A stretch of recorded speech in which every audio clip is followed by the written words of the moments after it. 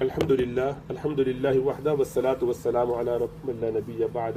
یہ تذکرہ تابعین عبد الرحمن رافت بادشاہ صاحب حفظہ اللہ کی ہے، اور اس میں ہم عبد الرحمن الغافقی رحمۃ اللہ علیہ کے بارے میں پڑھتے ہیں. سلسلہ خلافت راشدہ کی 5ویں کڑی عمر بن عبدالعزیز نے اپنے پیش رو سلیمان بن عبد الملک کی تجہیز و تکفین سے فارغ ہوتے ہی اضلاع اور صوبہ جات کے والیان اور امراء کی تقرری اور معزولی پر نظر دوڑانا شروع کی.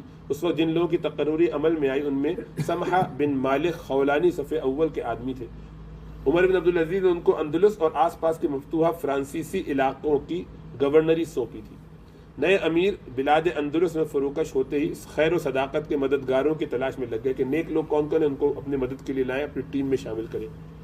انہوں نے اپنے ساتھیوں سے پوچھا کیا یہاں کوئی تابعی زندہ ہے؟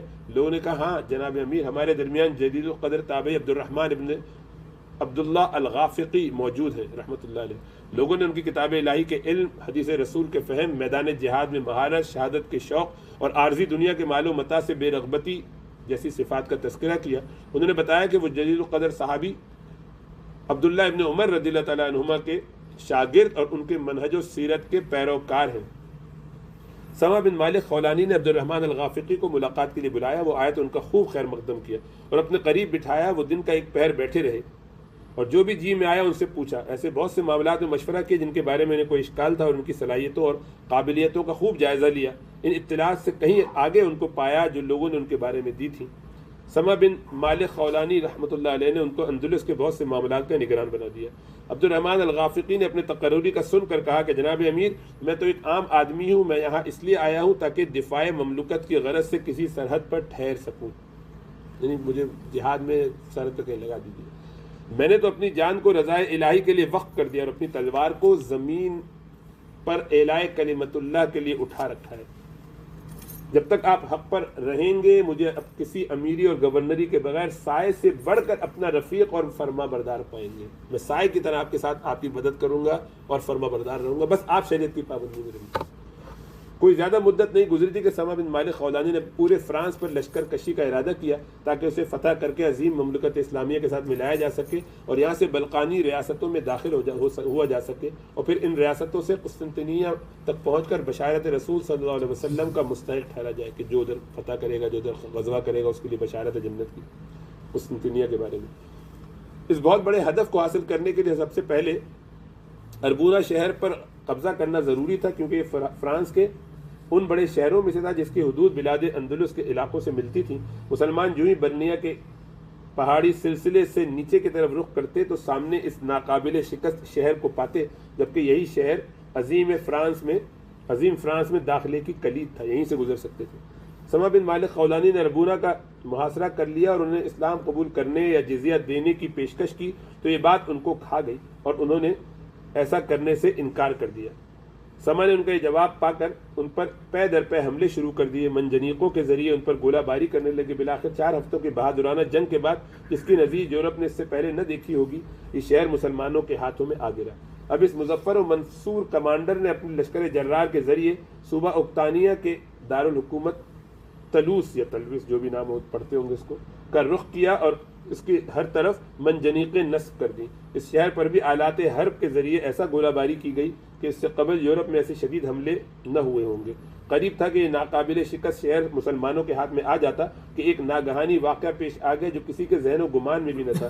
ہم اس وقوعے کی روداد فرانسیسی مستشرق رینو کے لیے چھوڑتے ہیں کہ وہ ہمیں اس مارکے کی روداد سنائے. رینو کہتے ہیں جب نصرت و فتح مسلمانوں سے 2 گز کے فاصلے پر رہ گئی تو اقتانیہ کے ڈک یعنی امیر ڈچ نے دوسرے علاقوں کو میدان جنگ میں کودنے کا کہا.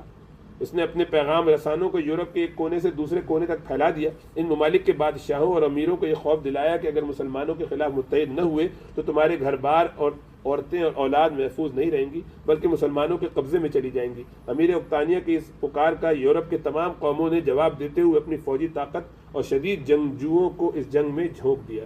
اس جنگ میں حصہ لینے والی فوج کی کثرت اور وفرت اس قدر ہوئی، یعنی وفور ان کا اتنا ہوا، اتنی تعداد ہو گئی کہ عالم انسانیت نے اس کی نظیر نہیں دیکھی تھی. حتیٰ کہ ان افواج کے قدموں سے اٹھنے والی گرد سے دریائے رون تک سورج دکھائی نہیں پڑتا تھا. جب دونوں فوجیں ایک دوسرے کے قریب ہوئیں تو یوں لگتا تھا کہ گویا دو پہاڑ آپس میں ٹکرا رہے ہیں. پھر فریقین کے درمیان ایسا تباہ کن معرکہ برپا ہوا کہ تاریخ میں اس کی مثال نہیں ملتی. سما جس کو ہم زامہ کہتے ہیں ہماری فوجوں کے سامنے یہاں وہاں گھوم رہے تھے اور اپنی فوج کی قیادت کرتے ہوئے ہر جگہ نگاہ رکھنے کی غرض سے دوڑ بھاگ کر رہے تھے. اسی دوران ایک تیر ان کو آ لگا اور اپنے گھوڑے سے لڑک کر نیچے آ گرے. جب مسلمانوں نے ان کو زمین پر ڈھیر پایا تو ان کے حواس اڑ گئے، اعضاء شل ہو کر رہ گئے اور صفیں منتشر ہونا شروع ہو گئیں. اگر ان کو اس عبقری کمانڈر کے ذریعے نصرت الہی میسر نہ آتی جس کو بعد میں یورپ نے عبد الرحمن الغافقی کے نام سے جانا، تو ہمارے لیے ممکن ہو جاتا کہ ہم ان کو پسپا کر دیتے. عبد الرحمن الغافقی نے اس خلا کو پر کرتے ہوئے اس موقع پر ہونے والے نقصان کو کم سے کم کیا اور اپنی فوج کو ہسپانیہ کی طرف لے گئے، لیکن یہ پختہ عزم کیا کہ ہمارے اوپر دوبارہ حملہ آور ہوگا. کیا آپ کو معلوم ہے کہ ایک اندھیری رات کو بادل چاند کے سامنے سے کس طرح چھٹتے ہیں اور گم کردہ راہ کس طرح روشنی پاتے ہیں؟ بالکل اسی مارکے تلس نے فرد فرید اور نابغہ اثر عبد الرحمن الغافقی کے اوپر سے پردے ہٹائے. کیا آپ نے یہ بھی دیکھا کہ صحرا میں پیاس کی شدت سے نڈھال ہو کر موت کے منہ میں جھانکنے والے کے لیے پانی کی اہمیت کیا ہوتی ہے؟ وہ پیاسا تو پانی کی طرف یوں ہاتھ بڑھاتا ہے کہ چلو بھر پانی ہی میسر آ جائے تاکہ زندگی کے ڈوبتے چراغ کی لو واپس لوٹایا جا سکے. بعین ہی مسلمان لشکر بھی عظیم کمانڈر عبد الرحمن غافقی کی طرف لپکے تاکہ ان کے ذریعے اس بحران سے نکل سکیں. گویا وہ ان کے پاس اپنی نجات کا سامان پاتے تھے، اس لیے سمع و طاعت پر ان کی بیعت کر رہے تھے. اس میں شک نہیں کہ جب مسلمان یورپ کی زمین میں داخل ہوئے تھے، تلس کا معرکہ ہی وہ اولین معرکہ تھا جس نے مسلمانوں کو گہرا گھاؤ لگایا تھا، اور اس زخم کی مرہم عبد الرحمن الغافقی ہی ہو سکتے تھے. یہی وہ خمیدہ ہاتھ تھا جو عنایت و رعایت کے ساتھ اس کی دیکھ بھال کر سکتا تھا، اور یہی وہ عظیم دل تھا جو اس کے اوپر محبت اور شفقت کے دریا بہا سکتا تھا. فرانس کی زمین پر اس بہت بڑی ذلت نے خلافت کے دل دمشق کو شدید صدمے سے دوچار کر رکھ دیا تھا، اور نڈر اور بے باک کمانڈر سما بن مالک خولانی کی شہادت نے اس کے دل میں انتقام کی آگ بڑھا دی تھی. مرکز خلافت نے عبد الرحمن الغافقی کی بیعت کے احکامات جاری کیے اور پورے اندلس کے امور کی نگرانی کا انہیں ذمہ دار بنا دیا. فرانس کی مفتوحہ زمین کی نگرانی بھی انہی کے سپرد کی گئی اور ان کو مکمل آزادی دے دی کہ وہ ان علاقوں کے معاملات چلانے کے لیے جو چاہے کرے. لیکن یہ بات شک و شبے سے بالاتر ہے کہ عبد الرحمن الغافقی محتاط تلوار زن پرہیزگار آدمی اور دانشمند کمانڈر تھے. عبد الرحمن الغافقی نے اندلس کی گورنری ملتے ہی سب سے پہلے مسلمان لشکروں کی کھوئی ساکھ کو بحال کرنے کا کام کیا اور انہیں عزت اور قوت اور فتح کا احساس دلایا. انہوں نے مسلمانوں کو اندلس کے اندر اس عظیم ہدف کے حصول کے لیے تیار کرنا شروع کیا جس پر موسیٰ بن نصیر سے لے کر سما بن مالک خولانی تک سب مسلمان کمانڈروں کی نظر تھی. یہ عظیم جرنیل فرانس سے نکل کر اٹلی اور جرمنی اور یہاں سے قسطنطنیہ پہنچنا چاہتے تھے. بحر ابیض کو اسلامی بحیرہ بنا کر اس کا نام بحر روم سے بحر شام رکھنا چاہتے تھے. عبد الرحمن الغافقی یقین رکھتے تھے کہ عظیم معرکوں کی تیاری نفوس کے تزکیہ اور اصلاح سے شروع ہوتی ہے. ان کا یہ اعتقاد تھا کہ اگر کسی قوم کے اندرونی قلعے محفوظ اور مامون نہیں تو وہ بیرون کی فتح کے مقاصد حاصل نہیں کر سکتی. یہی وہ وجہ تھی کہ جو اندلس کے ایک عظیم علاقے اور شہر میں گھومنے لگے وہ اعلان کرنے والوں سے کہتے کہ لوگوں میں اعلان کر دو کہ کسی گورنر اور امیر یا جج نے کسی پر کوئی ظلم کیا ہو تو وہ اپنے اس مسئلے کو امیر اندلس کے پاس لے جائے. انہوں نے یہ اعلان بھی کروا دیا کہ مسلمانوں اور معاہدین یعنی ذمیوں کے درمیان کوئی فرق نہیں. پھر وہ ایک ایک شکایت کا جائزہ لیتے، ضعیف کو طاقتور سے حق دلاتے اور ظالم سے مظلوم کو بدلہ دلاتے. اس کے بعد انہوں نے غصب شدہ نو تعمیر کردہ گرجاؤں کی تحقیق کی. جن لوگوں کے بارے میں ثابت ہو جاتا کہ یہ اہل ذمہ ہیں ان کو ان کے گرجا واپس کر دی جاتے اور ایسے عبادت خانے منہدم کر دیتے جو غلط طریقوں سے تعمیر کیے گئے تھے. پھر انہوں نے اپنے ایک ایک عامل حکومت کے معاملات دیکھنا شروع کیے. جس کسی کے بارے میں ثابت ہو جاتا کہ اس نے کوئی خیانت یا حکم عدولی کی ہے تو اس کو معزول کر دیتے اور اس کی جگہ ایسے شخص کو تعینات کرتے جس کی عقل مندی، معاملہ فہمی اور راست روی قابل اعتماد ہوتی. وہ جب بھی کسی جگہ جاتے وہاں کے لوگوں کو نماز باجماعت پر اکٹھا ہونے کا کہتے، پھر ان سے خطاب کرتے اور ان کو جہاد کی ترغیب، شہادت کے شوق اور رضوان الہی کے حصول کی تمنا پر ابھارتے. عبد الرحمن الغافقی نے فعل کے ساتھ قول اور اعمال کے ساتھ اعمال کو بھی ملا رکھا تھا، آخرت کے انجام کو. اپنی گورنری کے روز اول سے ہی اسلحے کی فراہمی، جنگ کی تیاری میں لگ گئے تھے. چھاونیوں کو بہتر بناتے رہے، پہلے تعمیر کرتے رہے، پلوں کو مضبوط کرتے رہے. انہوں نے اپنے عہد میں جو پل تعمیر کیے ان میں سب سے بڑا پل اندلس کے دارالحکومت قرطبہ کا پل تھا. یہ پل اس لیے تعمیر کیا گیا تھا کہ یہاں سے لوگ بھی گزر سکے اور افواج مسلمین کے لیے بھی راستہ بن جائے اور لوگ سیلاب کی تباہ کاریوں سے بھی محفوظ ہو جائے. یہ پل عجائبات دنیا میں شمار ہوتا ہے. اس کی لمبائی 800 گز اونچائی 70 گز اور چوڑائی 20 گز ہے، 18 محراب ہیں اور 19 ستون ہے۔ ہسپانیہ آج تک اس پل سے مستفید ہو رہا ہے۔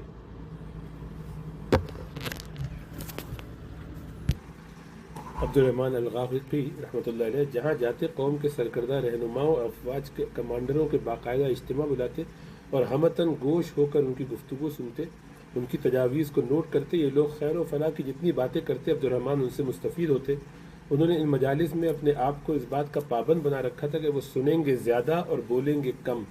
جس طرح وہ ممتاز مسلم رہنماؤں سے ملاقات کرتے تھے، اسی طرح معاہدین یعنی جن کے ساتھ عہد ہوا تھا لوکل لوگ کے نمایاں افراد کے ساتھ مل کر بھی باتیں کرتے، ان کے علاقوں کے مسائل کے بارے میں پوچھتے اور ان کے کمانڈروں اور حکمرانوں کے احوال سے متعلق بھی سوال کرتے۔ ایک بار فرانس کے ذمی لوگوں کے ایک ممتاز آدمی کو ملاقات کے لیے بلایا اور متنوع موضوعات پر ان سے گفتگو کی۔ بعد ازاں پوچھا کہ تمہارے بڑے بادشاہ یعنی چارلز مارشل نے کیا پالیسی اختیار کر رکھی ہے کہ وہ میدان جنگ میں ہمارے سامنے آتا ہے، نہ ہمارے خلاف دوسرے ممالک کی مدد کرتا ہے؟ آدمی نے کہا، جناب امیر، آپ نے ہم سے جو معاہدے کیے تھے وہ پورے کر دیے، لہذا یہ آپ کا حق ہے کہ ہم اس بات کا صحیح جواب دیں جو آپ نے ہم سے پوچھی ہے۔ بات دراصل یہ ہے کہ تمہارے عظیم کمانڈر موسیٰ بن نصیر نے پورے ہسپانیہ پر اپنا قبضہ مستحکم کر لیا، پھر جبال برنیہ کی طرف وہ چڑھائی کا اس نے عزم کیا، اور یہی پہاڑ ہمارے خوبصورت شہروں اور اندلس کے درمیان حد فاصل ہیں۔ یہ صورتحال دیکھ کر صوبوں کے بادشاہوں اور مذہبی رہنماؤں نے شاہ اعظم سے استدعا کی کہ بادشاہ سلامت، یہ کیسی رسوائی ہے جو ہمارے اور ہماری آئندہ نسلوں کے ساتھ لازم ہو چکی، ہمیشہ کیا ایسے ہی رہے گی؟ ہم نے تو پہلے ہی مسلمانوں سے اس طرح کی باتیں سن رکھی ہیں، ہم تو مشرق کی جانب سے ان کے حملہ آور ہونے سے خوف زدہ تھے، اب تو وہ مغرب کی جانب سے آیا بیٹھے ہیں۔ وہ پورے ہسپانیہ پر قابض ہو جائیں گے، مادی اور افرادی قوت کے مالک بن جائیں گے، اپنی قلیل تعداد اور حقیر اسلحے کے باوجود ان پہاڑوں پر براجمان ہو جائیں گے جو ہمارے اور ان کے درمیان سرحد ہے۔ ہمارے پاس تو زرہیں بھی نہیں جن کے ذریعے سے تلواروں کے وار روک سکیں، نہ ہی گھوڑے ہیں کہ ان پر سوار ہو کر میدان جنگ کو رون سکیں۔ بادشاہ نے ان کی درخواست سن کر کہا، جو مسئلہ اور صورتحال تمہیں درپیش ہے اس پر میں نے بہت غور و خوض اور سوچ بچار کیا ہے۔ میں اس نتیجے پر پہنچا ہوں کہ ہمیں ان کے اس حملے کو نہیں روکنا چاہیے۔ یہ تو اب دریا کے کناروں کو توڑ ڈالنے والے سیلاب کی طرح ہے جو اپنی راہ میں رکاوٹ بننے والی چیزوں کو بہا لے جائیں گے اور کہیں سے کہیں لے جا کر پھینک دیں گے۔ میں نے دیکھا ہے کہ وہ ایک بااعتقاد اور پرعزم قوم ہے، اور انہیں انہی دو چیزوں نے ان کو تعداد کی کثرت اور تیاری کی وفور کے باوجود اس سے بے نیاز کر دیا ہے۔ یعنی کثرت کی ان کو ضرورت نہیں ہے، تیاری کی ان کو حاجت نہیں ہے، اس لیے کہ ان میں یہ دو صلاحیتیں کہ بہت ہی بااعتقاد ہیں اور پرعزم ہیں، اور وہ دو صفات جو ان کے اندر ہیں وہ ایمان اور اخلاص ہے، تو اس سے بہرہ ہے۔ اور یہ دونوں چیزیں زرہوں اور گھوڑوں کا نعم البدل ہے، زرہوں سے اور گھوڑوں سے بڑھ کر ہے، اس سے اچھا بدلہ ہے، لہٰذا انہیں اس وقت تک اپنی کارروائیاں کرنے دو جب تک کہ ان کے ہاتھ غنائم جنگ سے بھر نہیں جاتے، جب تک ان کے پاس مال غنیمت کی کثرت نہیں آتی، ان کو لڑنے دو، کرنے دو، سب چیزیں فتح کرنے دو، اور وہ حور و قصور کی زندگی کے عادی نہیں ہو جاتے۔ جب ان کو بہت سی ہماری عورتیں ان کے ساتھ چلی جائیں گی اور یہ ان کے عادی ہو جائیں گے، اب ان کو مزے دنیا کے لگ جائیں گے۔ جب باندیوں اور غلاموں کی ان کے ہاں کثرت ہوگی اور حصول اقتدار کی اب کشمکش ان کے درمیان آپس میں کمپٹیشن شروع ہو جائے گا کہ مجھے کون ملے، تجھے کون ملے، مجھے کتنا مال، مجھے کیا زمین، تب ممکن ہوگا کہ تم آسان طریقے سے تھوڑی سی جد و جہد کے ذریعے ان سے اقتدار پھر چھین لو۔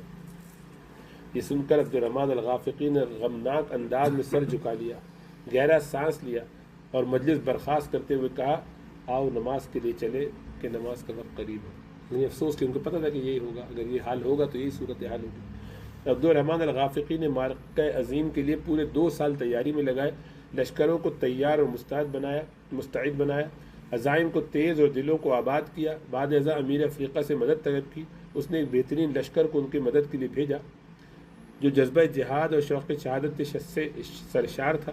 پھر انہوں نے عثمان بن ابی نصع وزیر سرحدات کو پیغام بھیجا کہ وہ دشمن پر حملہ کر کے سرحدوں پر اس کو مشغول رکھے تاکہ میں اپنے لشکر کے ساتھ اس کی طرف پیش قدمی کر سکوں۔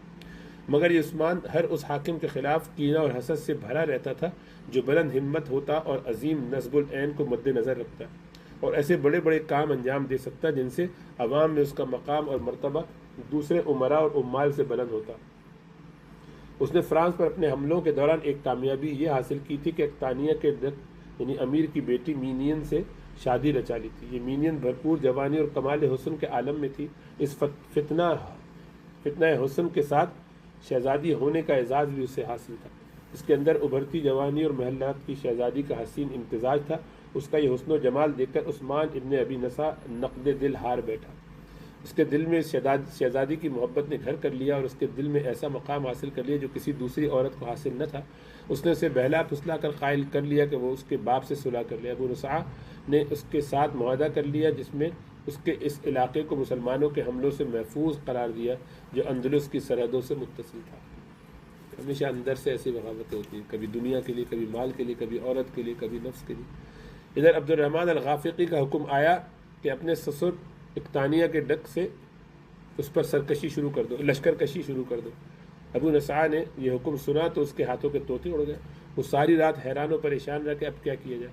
اسے ایک ترکیب سوجی۔ اس نے امیر اندلس عبد الرحمن الغافقی کو خط لکھا اور ان کے حکم کو یہ کہتے ہوئے واپس لوٹا دیا کہ امیر اقتانیہ کے ساتھ معاہدے کو اس وقت تک نہیں توڑا جا سکتا جب تک اس کی مدت پوری نہ ہو جائے۔ عبد الرحمن الغافقی یہ خط پڑھ کر غصے میں آ گئے اور اس کو جوابی خط لکھا کہ جو معاہدہ تو نے اپنے امیر کو بتائے بغیر کیا ہے میں اس کا پابند نہیں ہوں اور نہ ہی مسلمان افواج اس کی پابندی کریں گی۔ تیرے لیے بہتر یہی ہے کہ تو کسی تردد و تعمل کے بغیر میرے حکم کی تعمیل کرے۔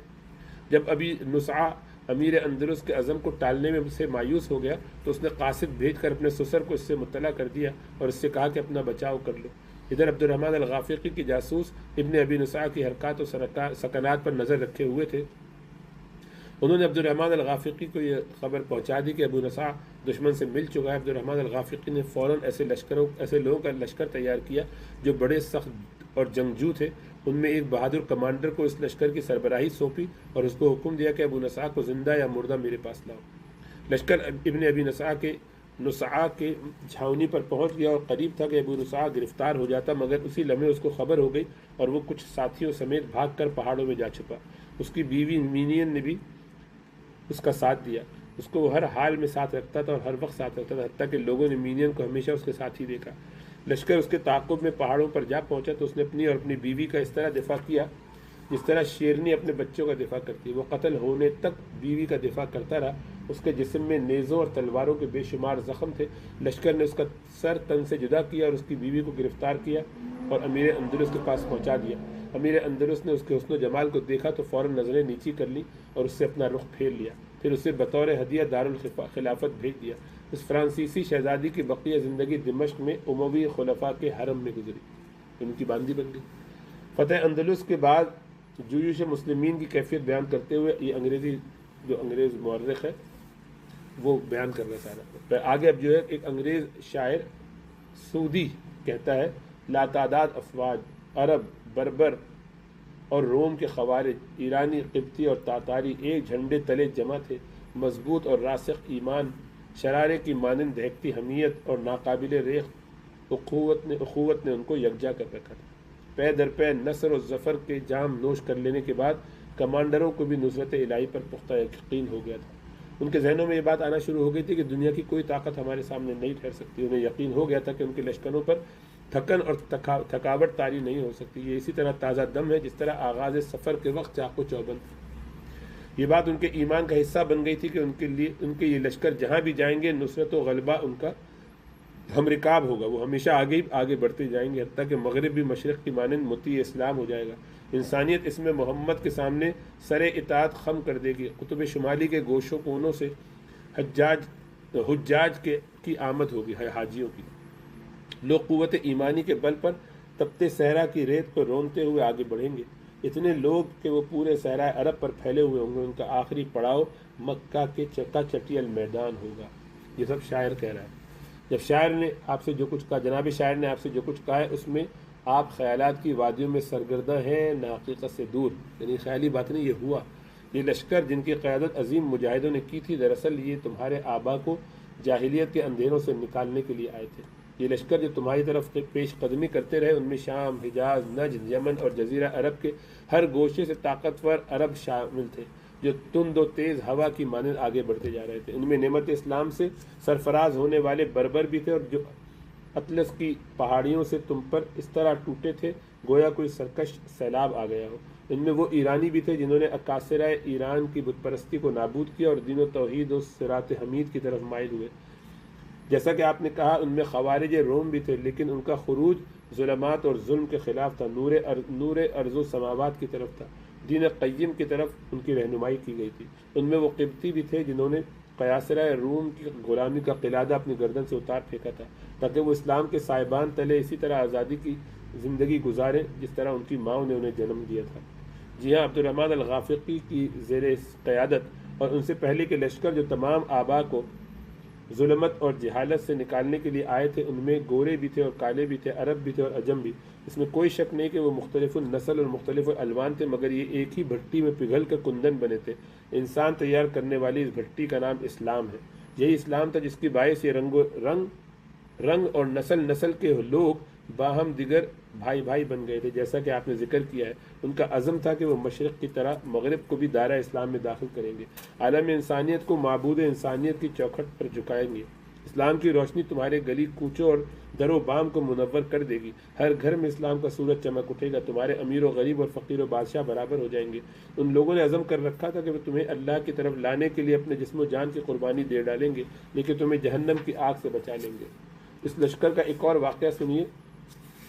لشکر جرار کے قائد عظیم عبد الرحمن غافقی کا واقعہ یہ کہ ڈکے اقتانیہ کو جب اپنے داماد عثمان بن ابی نسعہ کے قتل اور اپنی بیٹی مینین کی گرفتاری کی خبر ملی تو وہ فوراً بھاگ گیا کہ اب طبل جنگ بج گیا ہے۔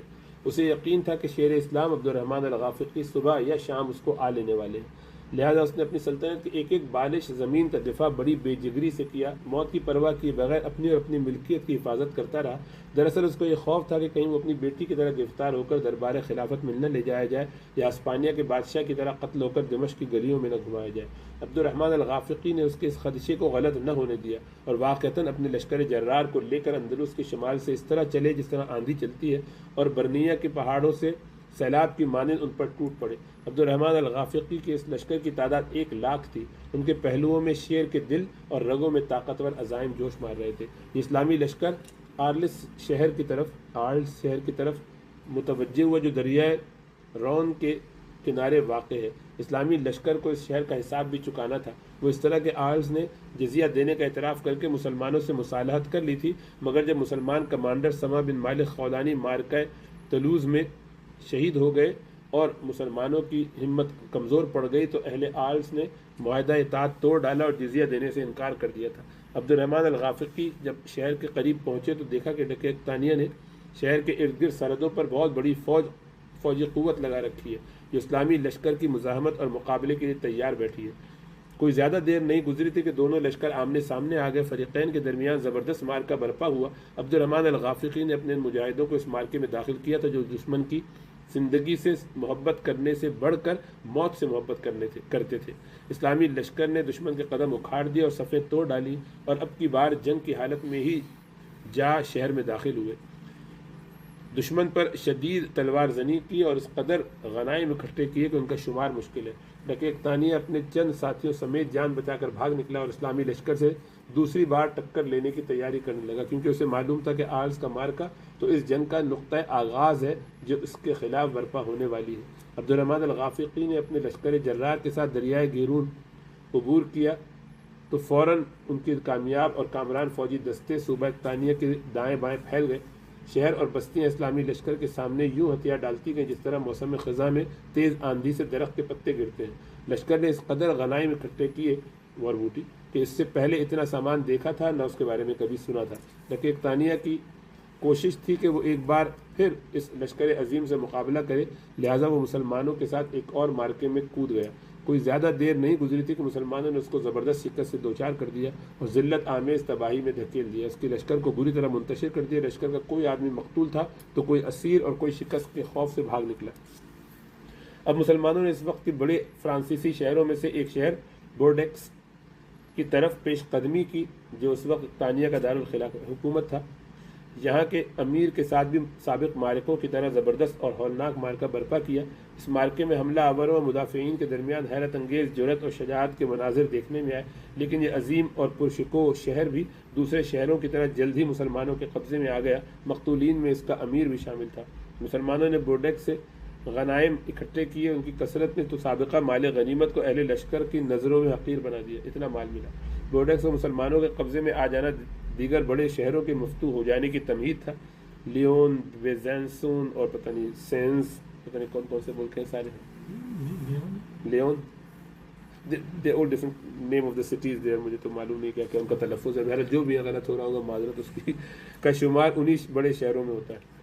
کم و بیش 9 مہینوں کے اندر ہی آدھے فرانس کی شکست نے یورپ کو ہلا کر رکھ دیا اور آمدہ خطرے پر ان کی آنکھیں کھول دی۔ ہر جگہ یہ دہائی دی جا رہی تھی کہ ہر کمزور اور طاقتور مشرق سے آنے والے اس خطرے کے مقابلے پہ نکل کھڑا ہو اور تلواریں بیکار ہو جائیں تو دل مقابلے کے لیے پیش کی جائیں، تیاری اور استعداد کم پڑ جائے تو جسموں کی دیوار بنا کر اس کا راستہ روکا جائے۔ یورپ نے پکارنے والے کی اس پکار پر لبیک کہا۔ یہ لوگ چارلز مارشل کے جھنڈے تلے اتنی تعداد میں جمع ہو گئے گویا شجر و حجر اور کیل کانٹا ہر چیز ان کی مدد کے لیے آ گئی۔ اسلامی لشکر اس وقت تور شہر تک جا پہنچا تھا۔ یہ آبادی کی کثرت، تعمیرات کی مضبوطی اور تاریخ میں بلند مقام ہونے کے باعث فرانس کا نمایاں شہر تھا۔ مزید برآں یہ شہر عمدہ اور قیمتی آثار قدیمہ، بہترین مصنوعات اور بڑے بڑے گرجاؤں کے اعتبار سے دیگر شہروں پر فوقیت رکھتا تھا۔ انہوں نے اس کو فتح کرنے کے خاطر اپنے جسم اور جان کی بازی کو بھی گراں نہ سمجھا تھا۔ چارلز مارشل کے دیکھتے ہی دیکھتے تھوڑی ہی دیر بعد شہر مسلمانوں کے قبضے میں آ گیا۔ 104 ہجری کو ماہ شعبان کی آخری دہائی میں عبد الرحمن الغافقی نے اپنے لشکر جرار کے ساتھ بواتیہ شہر پر چڑھائی کی۔ یہاں پر چارلز مارشل کی قیادت میں یورپ کی عظیم فوج سے سامنا ہوا۔ دونوں فوجوں کے درمیان ایسا فیصلہ کن مارکہ برپا ہوا کہ مسلمان اور افرنگ کی تاریخ میں ہی نہیں بلکہ انسانی تاریخ میں بھی اس کی نظیر نہیں ملتی۔ یہ مارکہ بلاۃ شہداء کے نام سے معروف ہے۔ ان دنوں اسلامی لشکر فتح و نصرت کی بلندیوں پر فائز تھا، مگر غنائم جنگ سے اس کی پشت جھکی جا رہی تھی جو بارش کی مانند ان کے ہاتھ لگ رہے تھے۔ ان غنائم سے مسلمان لشکروں کے ہاتھ بھر گئے تھے، لیکن عبد الرحمن الغافقی نے اس بے محابہ دولت و ثروت کو خوف و خطر کی نظر سے دیکھا۔ یہ کثرت مال اور دولت دیکھ کر ان کو مسلمانوں کے بارے میں خطرہ محسوس ہونے لگا۔ وہ اس بات سے بے خبر نہ تھے کہ دشمن سے مقابلے کے وقت اس بہترین مال و متاع کی محبت ان کے دلوں میں ابھر سکتی ہے، اس سنگین موقع پر ان کی دل جمی کو پارا پارا کر سکتی ہے۔ اس طرح ان کی ایک نظر دشمن پر ہوگی اور دوسری مال غنیمت پر۔ انہوں نے چاہا کہ وہ اپنے لشکروں کو حکم دے کہ وہ یہ مال و متاع چھوڑ دیں، مگر وہ اس بات کے خوف سے حکم نہ دے سکے کہیں یہ بات ان کے دلوں کو ناگوار نہ گزرے، اور ان کے دل ان قیمتی خزانوں سے ہاتھ کھینچنے پر تیار اگر نہ ہو تو ان کے پاس اس کے سوا کوئی چارہ نہ تھا کہ وہ سارا کا سارا مخصوص خیموں میں جمع کر دے اور چھانیوں کے پیچھے رکھ دے۔ یہ دونوں عظیم لشکر کوئی 9 دن صامت و جامد ایک دوسرے کے سامنے کھڑے رہے، جس طرح دو پہاڑ بے حس و حرکت ایک دوسرے کے سامنے کھڑے ہوتے ہیں۔ دونوں لشکروں میں سے ہر کوئی اپنے دشمن کی طاقت سے خائف تھا اور اس کے سامنے آنے سے قبل 1000 بار سوچ رہا تھا۔ جب اسی حالت میں کئی روز گزر گئے تو عبد الرحمن الغافقی نے دیکھا کہ ان کے لشکر کے سینوں میں نعرے حمیت کے شعلے بلند ہو رہے ہیں اور وہ پیش قدمی کے لیے بے قرار ہیں، تو انہوں نے نصرت و کامرانی کی امید رکھتے ہوئے اپنے سپاہیوں کی جرأت اور بہادری پر اعتماد کرتے ہوئے فوراً حملے آور ہونے کو ترجیح دی۔ عبد الرحمن الغافقی نے اپنے شہسواروں کو افرنگ کی فوجوں میں اس طرح داخل کیا جس طرح حملہ آور شیر جھپٹتا ہے۔ افرنگ بھی ان کے سامنے مضبوط پہاڑ کی مانند جمے رہے۔ کسی فریق کا پلڑا بھاری ہوئے بغیر لڑائی کا ایک روز بیت گیا۔ فرانسیوں کو افرنگ کہتے ہیں۔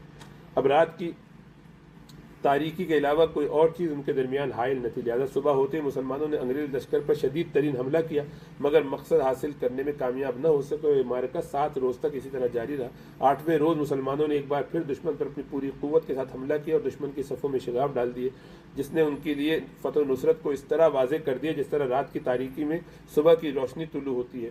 اس دوران انگریزی افواج کے ایک دستے نے مسلمانوں کے جمع کردہ غنائم پر ہلہ بول دیا۔ جب مسلمانوں نے دیکھا کہ ہمارے غنائم تو دشمن کے ہاتھ میں جا رہے ہیں تو بہت سے لوگ مال غنیمت بازیاب کرنے کے لیے میدان جنگ سے پلٹ گئے، جس سے ان کی صفیں کمزور ہو گئیں اور ان کی جمعیت منتشر ہو گئی۔ یہ صورتحال دیکھ کر عظیم قائد نے فوراً ان پلٹنے والوں کو واپس مڑنے اور حملہ آوروں سے دفاع کرنے اور اپنے حساس جگہوں کی حفاظت کرنے کی طرف توجہ دلانے کی کوشش کی۔ اس دوران بطل اسلام عبد الرحمن الغافقی پوری شان اور روب کے ساتھ اپنے گھوڑے پر سوار ادھر سے ادھر بھاگتے ہوئے زمین ناپ رہے تھے کہ ایک فیصلہ کن تیر آ کر انہیں لگا اور وہ گھوڑے کی پشت سے ایسے لڑک گئے جس طرح عقاب پہاڑوں کی چوٹیوں سے نیچے کی طرف آتا ہے۔ وہ شہید ہو کر میدان جنگ میں زمین پر آ گرے۔ جب مسلمانوں نے دیکھا کہ ان کا عظیم قائد شہید ہو گیا تو ان پر دہشت اور اضطراب طاری ہونے لگا اور دشمن پر غالب آنا ان کے لیے مشکل معلوم ہونے لگا۔ دشمن کی قوت و شدت نے ان پر مایوسی کے اندھیرے طاری کر دیے۔ صبح ہوئی تو چارلز مارشل نے دیکھا کہ مسلمان بواتیہ چھوڑ کر جا چکے ہیں، مگر اس کو ان کے تعاقب کی ہمت نہ ہوئی۔ اگر وہ ان کا تعاقب کرتا تو ان کو فنا کر کے رکھ دیتا۔ اس نے یہ ہمت اس لیے نہیں کی کہ مسلمانوں کا شہر کو چھوڑ دینا شاید کوئی جنگی چال ہو، لہذا اس نے اتنی ہی فتح پر اکتفا کرتے ہوئے اس کی حفاظت اور بقا کو ترجیح دی۔ یوم بلاد شہداء تاریخ کا ایک فیصلہ کن یوم ہے، جس روز مسلمانوں نے بہت بڑی امید کو بر آنے سے خود ہی روک دیا۔ انہوں نے اس دوران عظیم جرنیل کو کھو دیا۔ اس طرح یوم احد کی سی حسرت اور مایوسی کے ساتھ یہاں سے یعنی وہ حسرت اور مایوسی یہاں پر لوٹ آئی۔ یہ تو اللہ کا قانون ہے جو اس نے مخلوق میں جاری کر رکھا ہے، آپ اللہ کی سنت کو تبدیل ہونے والا نہیں پائیں گے۔ یوم بلاد شہداء کی حادثہ فاجعہ نے ہر جگہ مسلمانوں کے دلوں کو توڑ کر رکھ دیا۔ اس حادثے کی ہولناکی نے ان کے دلوں کو شدید دھچکا لگایا۔ اس واقعے کے باعث ہر گھر، بستی اور شہر میں غم کے سائے منڈلانے لگے۔ اس دردناک زخم نے آج تک ان کے دلوں سے لہو کے قطرے ٹپک رہے ہیں۔ اس ہولناک اور دردناک زخم سے آج تک ان کے دلوں سے لہو کے قطرے ٹپک رہے ہیں، اور جب تک روئے زمین پر ایک مسلمان بھی موجود ہے، غم کا یہ خون اس کے دل سے بہتا رہے گا۔ آپ یہ خیال نہ کیجیے گا کہ اس گہرے گھاؤ نے مسلمانوں کے دلوں کو ہی متاثر کیا، بلکہ ان کے ساتھ افرنگ کے دانشوروں کی ایک جماعت بھی شامل تھی۔ یہ دانشور مارکے بواتیہ میں اپنے انگریز اجداد کے مسلمانوں پر غلبہ پا لینے کو بہت بڑا حادثہ خیال کرتے تھے، جس نے انسانیت کو عظیم مصیبت سے دوچار کیا تھا۔ ان کے نزدیک یہ عظیم نقصان ہے جو یورپ نے اپنے قلب میں اٹھایا، اور وہ بہت بڑی ناکامی ہے جس کا سامنا تہذیب کو کرنا پڑا۔ اگر آپ بلاد شہداء کے حادثہ غمناک کے بارے میں کسی کی رائے جاننا چاہتے ہیں تو فرانسیسی مجلہ ریفی پارلیمنٹیرین کے ایڈیٹر شیمبون کو پڑھیے۔ وہ کہتے ہیں کہ اگر احمق چارلز مارشل فرانس کے اندر مسلمانوں پر غالب نہ آتا تو ہمارے یہ ملک قرون وسطیٰ میں تاریکی میں نہ بھٹکتے پھرتے، وہ اس کے نقصانات سے دوچار نہ ہوتے، اور نہ مقامی قتل و غارت برپا نہ ہوتی، اور نہ ہی وہ مقامی قتل و غارت برپا ہوتی جس نے ممالک کو دینی اور مذہبی تعصب میں مبتلا کر دیا۔ جی ہاں، اگر بواتیہ میں مسلمانوں پر یہ وحشیانہ غلبہ نہ ہوتا تو سارا ہسپانیہ اسلام کی بہاروں سے لطف اندوز ہوتا رہتا اور محکمہ تفتیش کے اس کلنک سے محفوظ رہتا جو فرڈیننڈ اور ملکہ ایزابیلا نے اندلس میں مسلمانوں کے لیے وضع کیا تھا۔